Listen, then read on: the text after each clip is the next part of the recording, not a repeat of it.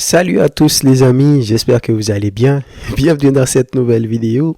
Victoire du Real, victoire 5 buts à 2 contre le Borussia Dortmund aujourd'hui pour cette troisième journée de Ligue des Champions. Je rigole parce que qu'est-ce que je peux dire d'autre les amis? On les connaît, on les connaît. À chaque fois, on se demande comment ils font. Est-ce qu'ils ont un bouton où appuyer?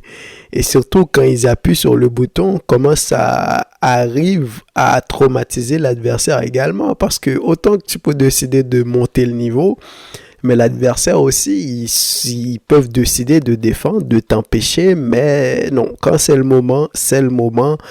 Et avec le Real, comme d'habitude, c'est tout le temps la même chose. Alors, par où commencer? Par où commencer? Parce que c'est difficile, hein? C'est difficile d'analyser. Tu as une première période où Borussia Dortmund était supérieur et surtout sans forcer, hein? Sans forcer, tout a été simple. Julian Brandt, exceptionnel. C'était lui le Modric du Borussia Dortmund. Franchement, ce gars-là, il est exceptionnel, hein? Numéro 10 en l'entre-jeu, là, en tant que 10. Toujours dans le tempo, toujours dans la maîtrise. Il descend bas pour construire le jeu. Slotterbeck, exceptionnel. Guirassy en première mi-temps, encore une fois, il n'a pas vraiment posé problème. Il a juste mis un petit peu d'opposition à Militao et c'était compliqué. Et surtout, il jouait en maîtrise, remettait les ballons, passe décisive. Et voilà, donc en première mi-temps, c'était compliqué. Ancelotti a pris un risque aujourd'hui. Il a failli le payer cher. Il a failli le payer cher et je sais pas parce que aujourd'hui il a mis un 4-3-3. Un 4-3-3 qui pouvait se transformer en un 4-2-4 et peut-être même 4-1-4 et parfois ils sont presque les 6 dans la surface adverse parce que aujourd'hui, il n'y a pas Tchouaméni. Il n'y avait pas Tchouaméni, il n'avait pas commencé. Donc, tu es sensiblement censé avoir un double pivot, Valverde et Modric.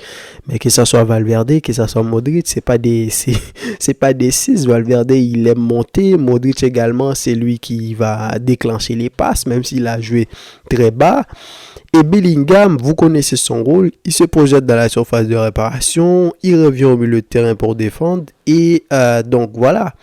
Et surtout, l'absence de Carvajal aussi, hein, Lucas Vazquez, latéral droit, défensivement, c'est compliqué, et c'est déjà là aussi que que Dortmund a battu le Real, c'était en première mi-temps, en l'absence de Tchouaméni. Le milieu, c'était un boulevard. C'était un boulevard. Brandt, il était à l'aise comme pas possible dans ce milieu de terrain. Sabitzer, etc. Guirassy qui revenait aussi. Donc là, le Real a souffert. Ils ont souffert. Mais en deuxième mi-temps, je m'attendais à ce que Ancelotti fasse des changements. Mais non, ça n'a pas été le cas. Il n'a pas fait des changements. Il est revenu encore une fois avec la même équipe parce que il était obligé. Tu sors d'une défaite contre Lille 1-0 et jusqu'à présent, c'est une saison compliquée. Le Real gagne, mais pas avec la manière et surtout, le Real concède beaucoup d'occasions. Donc, en deuxième mi-temps, le Real a mis la pression en début de deuxième mi-temps. Mais malgré ça, c'était compliqué. Dortmund, il défendait très bien. Et surtout, ce que j'ai aimé, c'était quand ils recevaient le ballon. Ils n'étaient pas dans la précipitation. Malgré le Real mettait la pression, ils étaient là à faire des petites passes. Et là, vient d'une action, je ne sais pas c'est qui a perdu le ballon. C'était une erreur aussi. C'est un des milieux, je crois, qui a perdu le ballon. Il y a une passe qui est passée pour Mbappé, qui rentre, qui essaye. Ensuite, au dernier moment, il a centré. Rudiger qui a mis la tête 2-1. Et à partir de là, tout le monde connaissait déjà le résultat final. À partir de là, je me suis dit, bon, voilà, c'est terminé. Le Real va égaliser et ensuite, ils vont battre. Et même pas une minute plus tard, Mbappé qui fait un appel, Slotterbeck qui défend, la balle qui est revenue retrouver Vinicius et 2-2. À ce moment-là, 2-2, on est allé regarder, il n'y a pas hors-jeu, donc 2-2. Et là, à partir de là, le Real a déroulé. Vinicius aujourd'hui, voilà le Vinicius qu'on attendait depuis le début de la saison. Le Vinicius, quand il décide d'augmenter le niveau, il est dur à bouger. Mais la question aussi, c'est pour ça que je me pose des questions. On dirait en deuxième mi-temps, c'est pas les mêmes joueurs qui sont revenus, alors que c'est les mêmes joueurs. Ce même Vinicius, il est un peu fautif sur le deuxième but. Parce que là, il peut faire le pressing, il décide de marcher, et là, le gars, Malen, comment il s'appelle, il passe sur Mendy, et qui va faire le centre au deuxième poteau pour le 2-0. Mais en deuxième mi-temps, le Riasen qui était excellent en première mi-temps, ça a été compliqué pour lui. Vinicius qui a sorti un top match en deuxième mi-temps. Et c'est ce genre de match-là que beaucoup de gens attendaient. C'est pas pour rien pour l'instant. Vous voyez, il y a beaucoup de gens qui disent que voilà, ça va être le pire ballon d'or de l'histoire. Beaucoup de gens sont pas contents. De toute façon, ce ballon d'or là, c'est pas pareil qu'il y a des années. Hein. Il y a plus Messi, il y a plus Cristiano. Il faut plus s'attendre à avoir des gars qui pulvérisent tout et qui vont gagner leur ballon d'or. Mais Vinicius, on peut pas dire qu'il ne mérite pas le ballon d'or. En tout cas, on n'en est pas encore là. Tout porte à croire que c'est lui qui va le gagner, mais s'il le gagne, je pense pas que ce soit un scandale. Vous avez vu les deux actions qu'il a fait, il a construit ses buts à lui tout seul, à part le but là où il reçoit le rebond, mais les deux autres actions, il a construit son action tout seul. C'est une action où le Real aurait pu encaisser et il part en contre-attaque derrière. Presque dans sa surface de réparation, il part en course, il rentre, il fend le milieu, il marque. Dernière action, il a un rebond favorable, il part, crochet entrant, frappe pied gauche, triplé, voilà. Donc ça étonne personne de voir un Vinicius comme ça. Et on le sait aussi depuis des années, un Vinicius qui est en forme, c'est un Vinicius qui fait gagner le Real.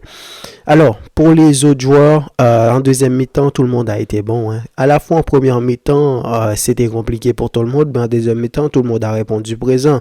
Lucas Vazquez qui peinait défensivement parlant, mais offensivement, il est excellent. Hein. Le Lucas Vazquez, il est excellent. C'est lui qui a marqué le troisième but. Encore une fois, sur un rebond favorable, le gars qui lui a servi de 1-2 carrément, et ensuite grosse frappe sur Kobel, qui pouvait rien faire. Il pouvait rien faire, Kobel.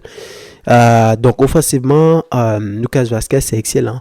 Mbappé, il n'a pas marqué.